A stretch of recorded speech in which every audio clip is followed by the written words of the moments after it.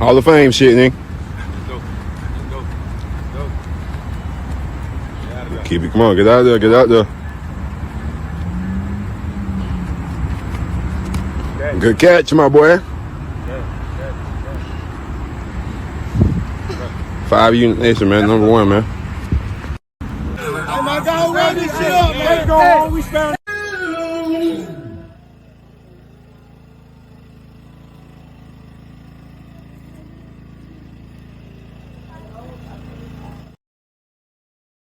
What's up, y'all? Welcome back to another episode of SGDS Same Goals Different Struggle podcast. I am your host, Ajay, and this is episode 90, y'all. If you haven't heard of me before, you're new to the channel. I talk politics, sports, what don't I talk? Relationships, a little bit of everything, y'all.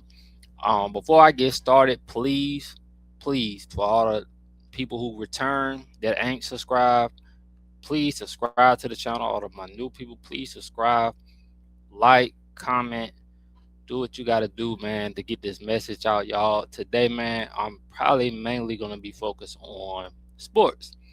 So we've been having a whole bunch of firing, and I probably should have talked about this yesterday, but as you know, the Falcons did do some cleaning out of yesterday, man. So really, they clean house, y'all. I ain't even gonna shortcut you. They about fired every motherfucker about it, from Rich McKay ass, Terry on Fournette, and Raheem Morris.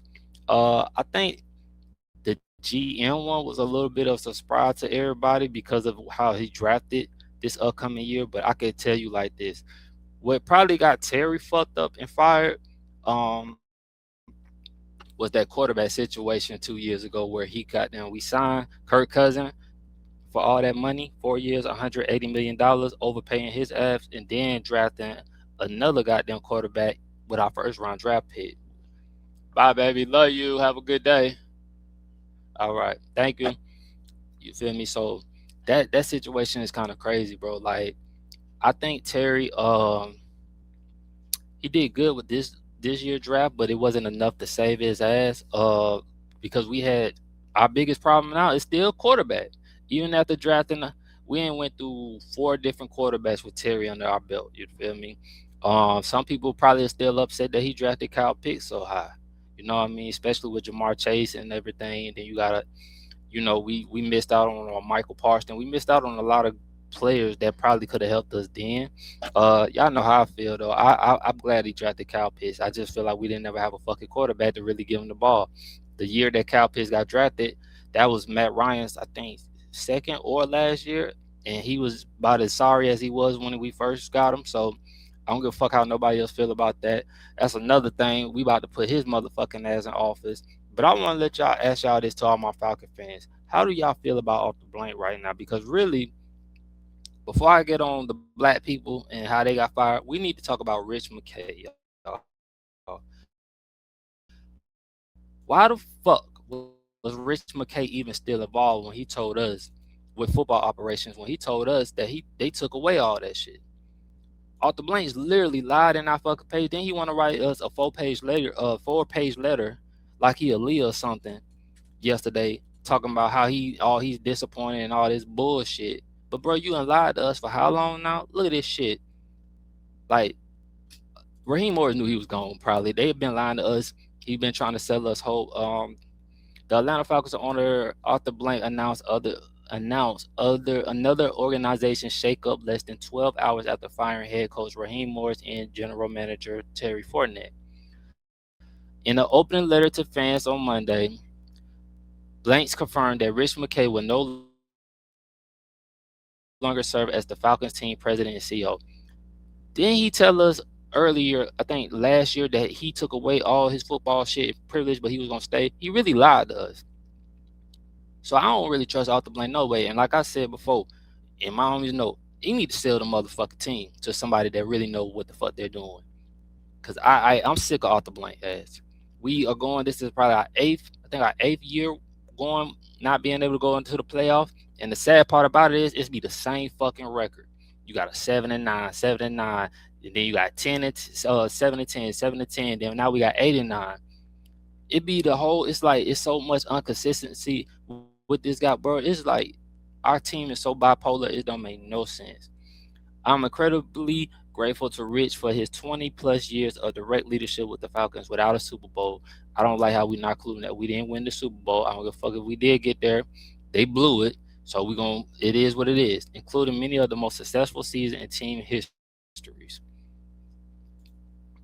On Monday, players told Channel 2 sports director Zach Killen they did not want to see their coach fired.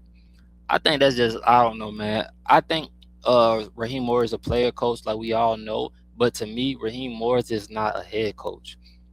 You get what I'm saying? Just because you're a player coach, I seen that with Billy Napier. Apparently, Billy Napier, the players loved him, but Billy Napier is not a good head coach in my opinion, or he's just not a good head coach in the SEC.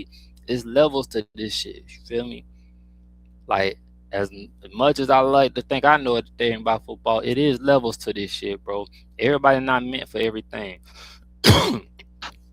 They said they were confident the team was headed in the right direction at the end of the season with 4 straight wins. Bro, honest truthfully, we got blew out by, and that's why I speak on Raheem Morris getting fired. We got blew out by the Panthers, right? 30-0. We lost to Miami bad. We lost to the Jets. Those are just teams that we should have, like, those are 3 wins, or maybe even two and like maybe 2-1, but 3 wins we could have had that got us in the playoff that we didn't execute on. I don't know how many times Raheem Morris did fucked up on time management, but he was unsuccessful as a coach for a reason. And you seen a lot of shit that he did in Tampa Bay that got him cut in Tampa Bay that ain't had nothing to do with us early too.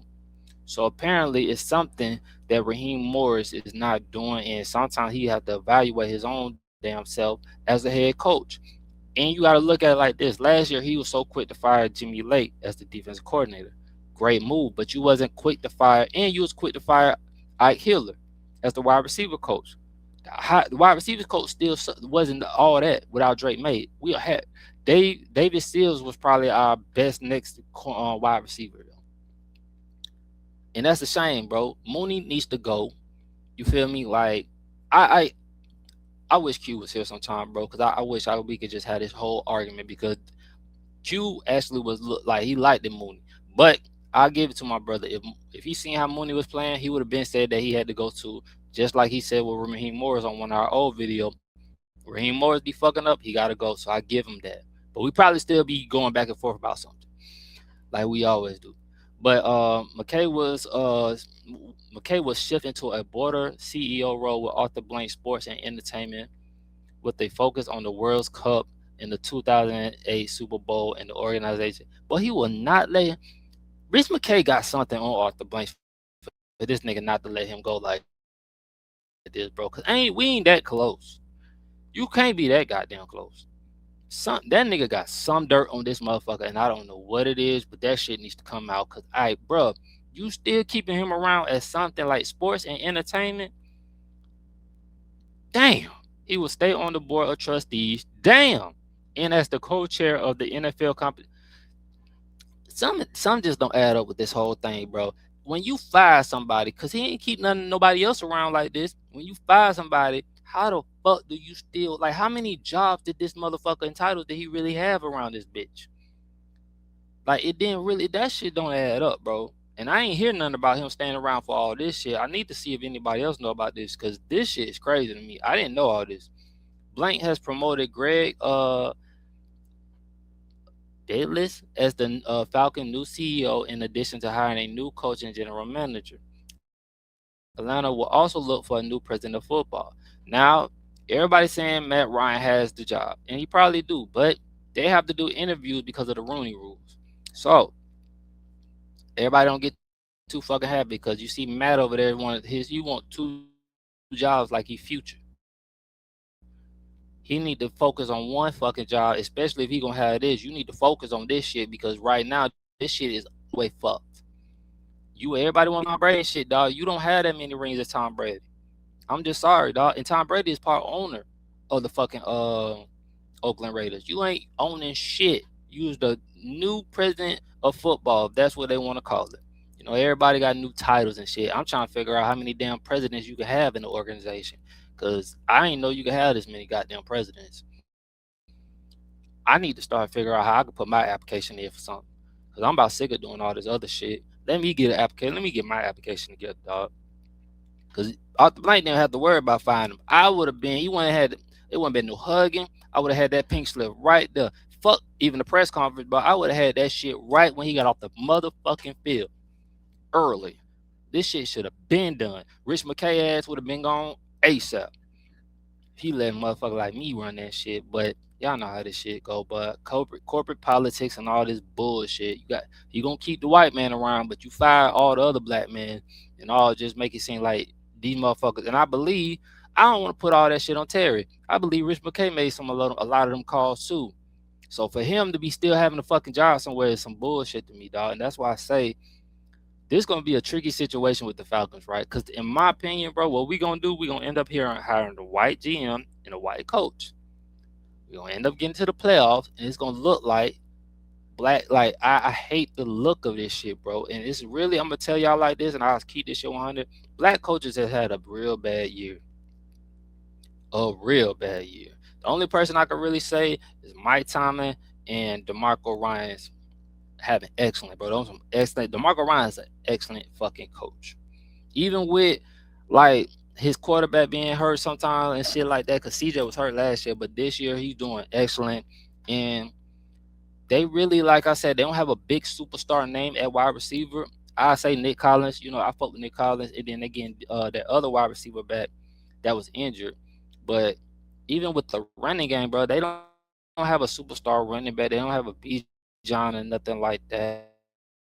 So for them to be 11-5 in the AFC, bro, they gotta commend the coaching. So I have to praise that shit because, like I said, all you see is us getting fired. I don't know about Aaron Glenn and how that Jet situation is gonna be.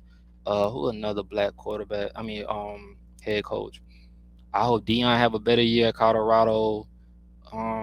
It's some more black quarter. I mean, then they did. You see how they did Jannard Mayo in New England, and now look at them now. My verbal, like they in the playoffs.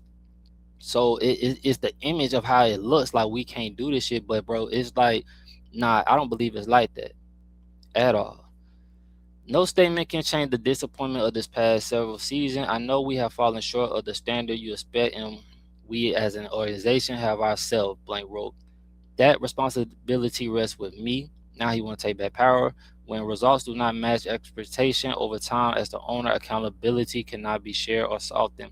I believe this team should be competing at a higher level than it is, and I share your deep frustrations. I'm not gonna read the whole goddamn thing. Let's go to Terry and them, bro. Let me see. Let me exit out of this. Stop sharing. Let me go.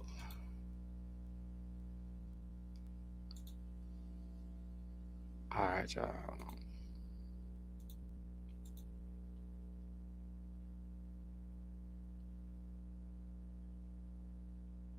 Which one? All right, then. So the Atlanta Falcons make a swift decision on Raheem Morris and Terry Fournette. As y'all already know, like this shit has been going on. I think this shit went on Sunday, so y'all been knowing this for the last 2 days. But the Atlanta Falcons has fired head coach Raheem Morris after 2 seasons. What's this? I don't even want to play this because I don't. Whatever. After 2 seasons, general manager Fournette after 5. The decision comes down just a few hours after the team defeated the New Orleans Saints 19-17 to finish at 8-9. And see, we could have lost that game too. That's a lot. Another reason with this, a lot of these games were close that we won, even though we won it, right? They was too close to call. And a win is a win, but in this situation with so much talent on the team, even you seeing that Drake London was upset during the game. He snapped on Zach. I'm gonna say Zach because I don't know if it was anybody else that he was snapping on, but I seen him snapping on Zach. The Falcons were in a three-way tie for the first place in the NFC South, despite the fact that they had been eliminated from the postseason for more than a month, which is so fucking crazy. We was talking about this shit months ago, for real, for real. Despite the fact that they have been eliminated from the postseason for this marked the eighth straight season that the franchise finished without the winning record and outside the playoffs. Moors will finish with a record of 16 and 18 in Atlanta, unacceptable with that talent. While Fournette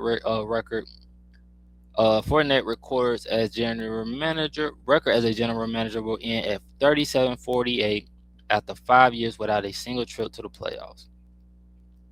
The Falcons were expected to take the next step this season, and the front office was banking on it, as evidenced by some aggressive roster building moves.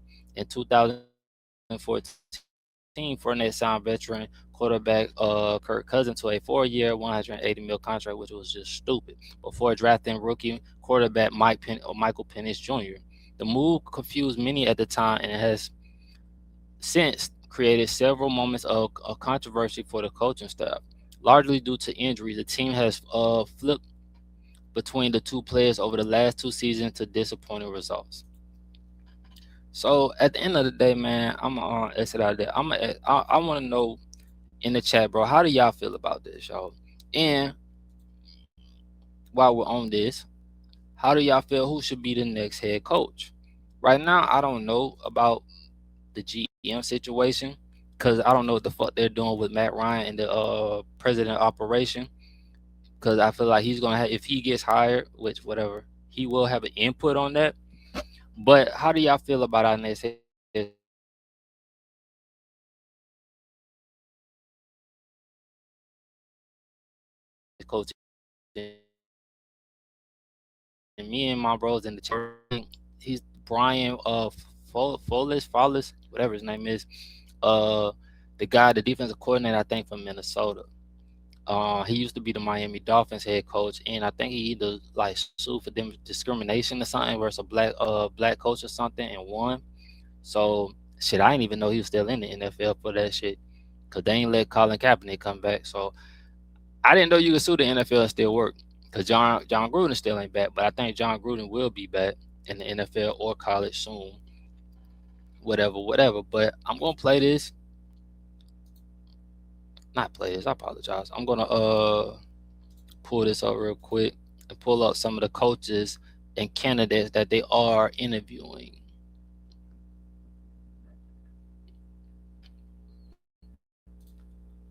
Yeah, this is right here, y'all. All right, then, y'all. So if you haven't heard, what is this? Kevin Shininski, which is the Browns' old coach, who I definitely don't want because you see how he did what I just don't like this man at all. I didn't like nothing about him. I don't like how he did Shador. And another thing, bro, right? We got a quarterback situation which is not good in our situation. So why bring this motherfucker in? I guess you, like I said, and they don't have to interview him like they got to interview a black person. The running rule is you got to interview like outside, just not just white coaches and all this shit, but whatever. But Sineski is expected to speak with the Falcons for their head coach at vacancy, according to reports by ESPN Adam Schefter. Sineski spent 6 seasons as the head coach for the Cleveland Browns from 2020 through the end of the 2025 season. Under Sineski's leadership, the Browns made their first playoff appearance since 2002 with an 11-5 record his first season. I believe that was when Baker Mayfield was the quarterback. That year, he earned AP NFL Coach of the Year honors. He won it again in 2023 after he marked another 11-win season and playoff berth for the franchise. Prior to his time in Cleveland, Sineski was a loyal Minnesota Viking. He held various positions with the Vikings, including the assistant head coach, tight end coach, running back coach, and quarterback coach. When the Vikings went through coaching change in 2018, Sineski became the inner offensive coordinator, a position he retained and officially capitalized in 2029. All right, y'all. Fuck him. Kent Kubiak. I think that's how you say his name. I apologize. I don't fucking know how to say that. But this is the the offensive coordinator that Nate like. I'm not mad at him too because I was giving some pointers, like telling my bros today earlier, right? I think he was with, and I'm not, I had to look this shit up, but I think he was with the Rams. No, sorry, the Saints before he got with Seattle this year. What he has done with Seattle this year has been fucking amazing. Because you take Sam Darnold, who was with Minnesota last year, and you take a rookie wide receiver Really, no other than that. I know they got. I think they got Cooper Cup, but Cooper Cup is like a little older now, so he's not the same Cooper Cup as he was with the Rams. And you take that offense who don't have a Bijan Robinson, um, their wide receiver, they rookie wide receiver is the stud. You know what I mean? So I give you that, but they don't even have. We got a Drake London and we got Kyle Pitts if he stays. I don't know what they're gonna do. I don't know if they're gonna franchise him or what. But he has some weapons. Just thinking about, and they all rank all that whole offense is ranked in everything in the top 10. So what he has done with that team, because I promise you, I did not think Seattle was gonna be even a contender, let alone with a first round bye this year with Sam Darnold as their quarterback coach. I mean, as their quarterback. Now we have to see what they do in the playoffs because we all know the playoffs and the fucking regular season is totally different. But still, to be able to come in your first year and to be able to do that, that's kind of you gotta look at that and be like, all right, do we deserve a chance? Now, to be fair, everybody doesn't deserve a fucking chance at being a head coach. Everybody can't be a head coach. Everybody can't lead. You got generals and then you got soldiers. If you watch goddamn family business, Uncle Larry told Junior fat ass, everybody can't be a general. Some people gotta be goddamn soldiers. You feel me? So we got a goddamn so Kirby is the current offense coordinator for the Seattle Seahawks. Since joining the league, coaching ranks in 2015, Kirby has spent time with the Minnesota Vikings quarterback coach, offensive coordinator, the Denver Broncos passing game coordinator and quarterback coach, San Francisco passing game coordinator in New Orleans. Now with San Francisco, that means he had to be on the Kyle Shanahan, which is a great. Like I said, I felt like they can say what they want. Kyle Shanahan be coaching his ass off with them quarterbacks. New Orleans, okay. So Nate made a good point. Derek Carr was I don't know what Derek Carr really had going on. You seen flashes sometimes, but you got to give it up. Alvin Kamara did have some stellar years. You get me? And they really didn't have the weapons and shit that around there. They didn't really have nobody. Their quarterbacks sucked. And then they was going through so many goddamn quarterbacks that you really couldn't really get nothing going with that. He leads one of the hottest offense offense in football at the current moment. The Seahawks, a team that most recently clinched a tough NFC West title. You got to look at the NFC West right now. Seattle, the 49ers, and the Rams are all in the fucking playoffs. 49ers have a great offense. St. Louis got a great offense. Y'all got to pay attention, bro. Like, at the end of the day, bro, but like I said, it's regular season. I ain't seen regular season team be number one get fucking blown out in the first and second week of the playoffs. Shit happens. And the number one seed in the conference going into the postseason. It was the franchise first division title since 2020 and the first appearance at the top seed since 2014. The team 14 wins this season set a new franchise record. Offensively, the Saints unit finished the regular season third in scoring and tied for seventh in total yards. Like I said, y'all, they ranked top 10.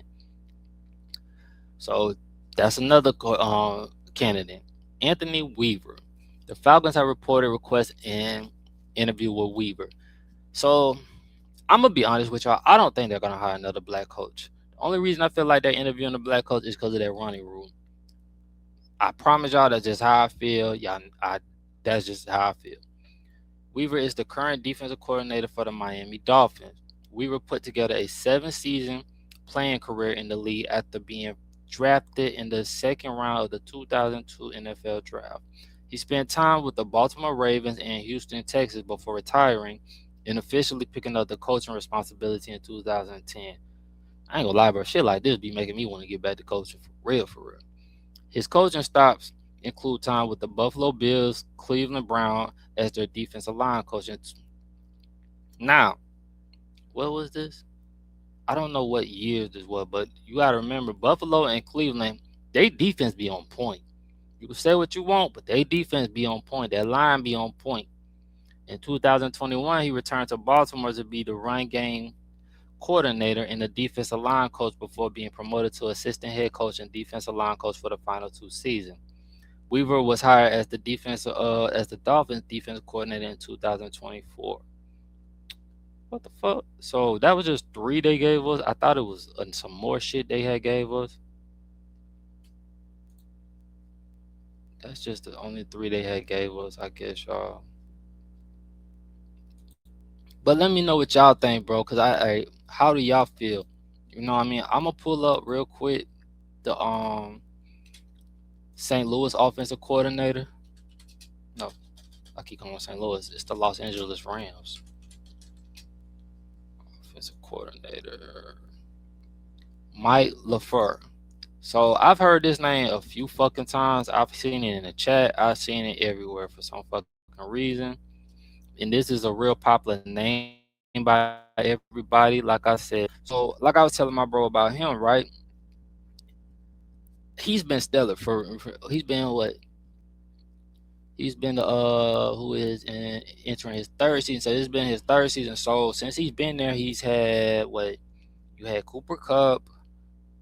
He didn't have Odell. I thought he had Odell, and so he wasn't there for that championship year. He wasn't there for the championship, but he had Cooper Cup. He got Devontae Adams now, even though they're old. The wide receiver I cannot pronounce. That's a stud. You know what I mean? Like, and he has Matt Stafford as his quarterback. I don't believe they do have a decent running back and stuff like that, but nothing too crazy. Like, but is entering his third, joining the team before the 2000 season after a prior stunt with the Jets and 49ers. Let's see. Let's look at some of his accomplishments and shit like that. I'm gonna go to the shit on. He's a 10-year vet. Is entering his third season. He joined the team under LaFleur guidance in 2024. The Rams offense finished 10th in passing yards per game and 15th in offensive yard per game. And first down per game, they did 20.1. The offense also finished in the top 15 in scrimmage yards and tied for the 7th highest fourth down conversion percentage. All right, y'all. So look, we don't have a Matt Stafford. We don't really know what's going to happen with Kurt. I seen an article saying Kurt said he would come back, but I don't think Kurt is going to take a pay cut. Kurt don't take a pay cut. Kurt got to go. I just want him to go. I'm not even going to lie no more because I feel like Kurt tried to throw that game Sunday versus New Orleans. Like the way he was playing, I don't give a fuck how sick you was just playing like trash. The young players continue to excel in the Rams' offensive scheme. In 2024, under LaFleur, Kyron Williams built on his All-Pro season. So my bad, they got a stellar Pro Bowl running back. I didn't know nothing about him from a year ago until single season career highs in rushing yards of almost 1,300 yards and rushing touchdown for 14. Though Williams joined Marshall Faulk and Todd Gurley as the only Rams player since 2000 to record 14 rushing touchdowns last season. His 31 scrimmage touchdowns since 2023 are the most in the NFL. Wide receiver Bakua Nuklu recorded 79 receptions for 990 yards and 3 touchdowns last season. Mind you, this is a 5th-round player. So to me, they have a great scouting team. How can I say this? We hit with Drake May. I still say we hit on Kyle Pitts. I just feel like we didn't know how to use him.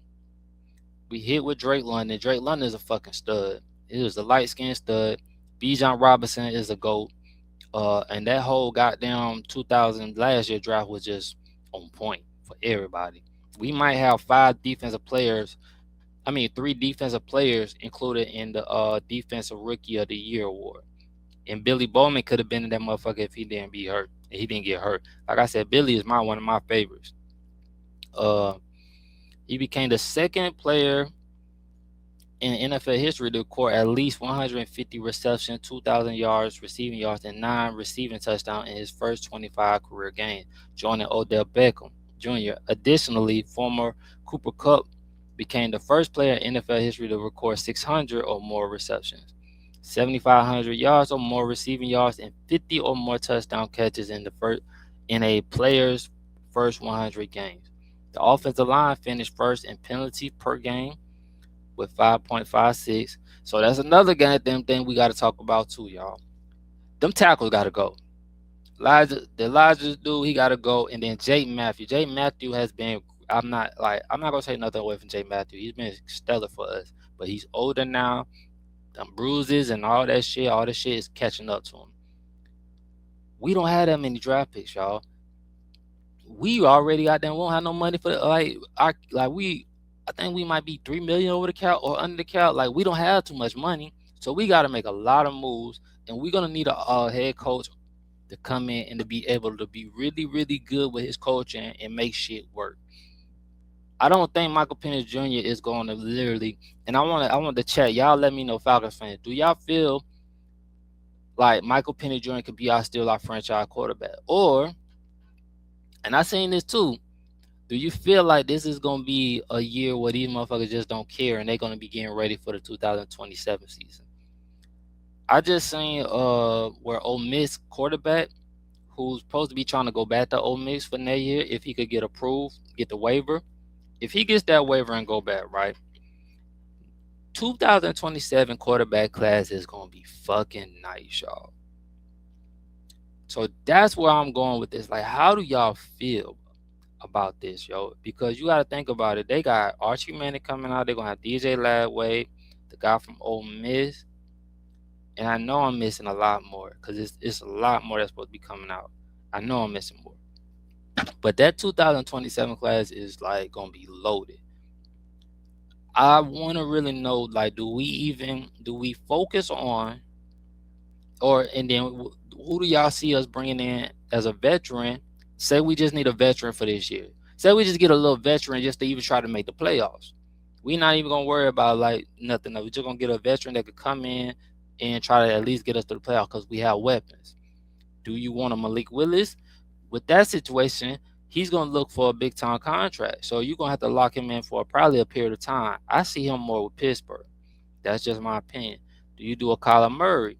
With Kyle Murray, how do you put him on a 1 to 2 year contract? I think so. For how much, I don't know, but I could see that. Bring him in. Let Michael Penix Jr. get healthy. And then Michael Penix Jr. is going to be on a short leash. Because you got to look at it like this, bro. We start succeeding more when Kirk came in because we could do the play action. He could get under center. And with Michael Penix Jr. being under the pistol, which we kept screaming about, like, why the fuck are we in the pistol? And Zach Robinson literally lied to us. That motherfucker told us that it was better for Bijan Robinson. I don't give a fuck where we at with Bijan Robinson. You can have Bijan on the wide receiver. You can have him in the slot. You can have him in wherever. Bijan is going to furry. If that line block, not even the line block, with his cuts and how he gets in and out of his cuts and the way he patiently hits holes, even when he hits a hole, bro, like, it's like the jump cuts and everything he do. It's so fucking smooth, bro. Like, he's going to furry. And then all you got to do is get Drake London. Drake London ain't got to be the fastest. You feel me? Like, I know a lot of people, like, he's not the fastest wide receiver. But, bro, when you throw that ball up, bro, he's going to catch it 9 times out of 10. Now, he had an injury prior season this year, but Drake London is the number 1 wide receiver, bro. Now, after that, we going to have to draft some wide receivers. We want to bring some in, and we want to draft some because we didn't have shit else after that, bro. That's why Bijan was lining up at wide receiver and shit like that. You get me? Like, Bijan was lining up, and Bijan did great as well. I think with Bijan being at wide receiver with a great offensive mind, bro, that can do good things. Zach Robinson didn't know what the fuck to do with all these weapons. And I'm thinking that he was the offensive coordinator, but he was the quarterback coach. He wasn't even, you know what I mean? Like, Raheem Morris set himself up to fail, bro. Not bringing in bringing in, just giving people trials. Sometimes, bro, with that situation, you got to be real careful, especially when you had a tender already in Tampa Bay, and we was already questioning you. You're a black coach. Like, you know how that is. You want to bring people in that's going to help make your job easier. He didn't do that the first year. The only time he did that was really last year with the defensive coordinator. He went and fired the special team coach. And I hate to say that because that was a black, but the special team looked horrible. Jamal Noonan shouldn't even been on the fucking team at the punt returner because it was a real wasted spot. Zachary Branch, y'all. Listen to me. He only played 1 year at Georgia, so I'm gonna say he's a USC player because I can't stand Georgia. But look, him bringing in him, say we draft him or we draft one of the Miami players, bro. I say this: Zachary Branch, whatever his name is, Branch. He could, he's a elite. He could be a number two, and he could be a punt returner. Or like you could put the offer back there, bring the offer back. I can't believe I'm saying this, but the offer has earned himself a fucking another year, and maybe shit he keep doing that. They need to go ahead and pay him. Cause I'm gonna be real with you, it was time that D offer was really the best cornerback we had. Like I know they like to say AJ, AJ he did his thing versus in St. Louis, but goddamn AJ had got his ass burnt. It's certain type of wide receiver that AJ just cannot cover, bro. And it's hard for me to say that because the nigga name is AJ. But like, let's be real. I think we need to bring CJ back. We need to release Mike Hughes, motherfucking ass. Um, Listen, man. I know everybody might be high on Kobe, but y'all be high on Kobe, but then y'all talk shit about Ruka. And Ruka didn't really play last year, so this was to me was his first year. So if you gonna give Kobe Bryant a goddamn chance to come back and learn the game, at least give Rooker another chance, I guess. Thank God Brandon Doris won't be out next season. But y'all, we couldn't stop the run worth a damn. And I ain't even gonna sugarcoat that shit, bro. We gonna need a defensive tackle for real, for real. We gonna need a defensive tackle. And I feel like what we need to do, we need to move Jalen Walker to middle linebacker.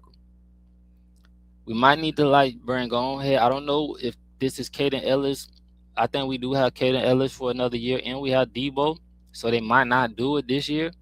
But in the near future, I feel like they need to prep Jalen Walker to be the middle linebacker, be the leader of that defense. As far as that, James Pierce Jr., bro. If I could get the clip of me saying this shit, and I mean I think 2 years before this nigga, a year before he came out, of me saying, bro, I wanted James Pierce Jr. I wish I could just clip that shit and just put abs on it and just be like, cause motherfuckers just think I be talking, bro.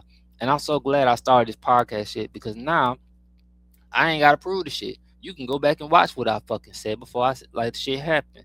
Bro had 10 sacks, two versus New Orleans. He could be goddamn arguably the defensive player of the year. Xavier Watts was like, bro, when Jared and goddamn Q was telling me about this dude, I didn't watch Notre Dame. Notre Dame is not a team I watch. I watched some clips. I seen this. I just didn't know if he could execute it in the NFL like this. He was everything and more. Do you get what I'm saying? And to me, he was our best safety this year. He was better than JC Bates this year. Jesse Bates got burnt a lot this year. Jesse Bates had a really off year. Uh, but Xavier Watts was fucking everything, man, at safety, yo. And he's a motherfucking dog. He's a playmaker. Um, he got a fumble in the last game. So to me, man, we have and Billy Bowman was just that nigga before he got hurt. That was my favorite one, bro. Billy Bowman, that's little Bob Sanders to me 2.0. If you don't know who Bob Sanders is, go look him up. He played for the Colts. Was a motherfucking stud when we was growing up. Like I said, bro, that defense is elite. Like I said, we bring back CJ Henderson. I believe we should. He should have been starting the whole fucking season. I know he gave up a touchdown, but to be honest, all overall, he played way better than Kobe and he played better than Mike Hughes. I don't know why Raheem. I don't know why Raheem Morris waited so long to bring him up off the practice squad. First of all, they cut him because they brought him in during preseason and then they cut him. They had him on the practice squad, but they took so fucking long to bring him up, bro. And I didn't understand that at all. And as you can see, he was really solid for us. So that what I would do, because you gotta look at it, bro.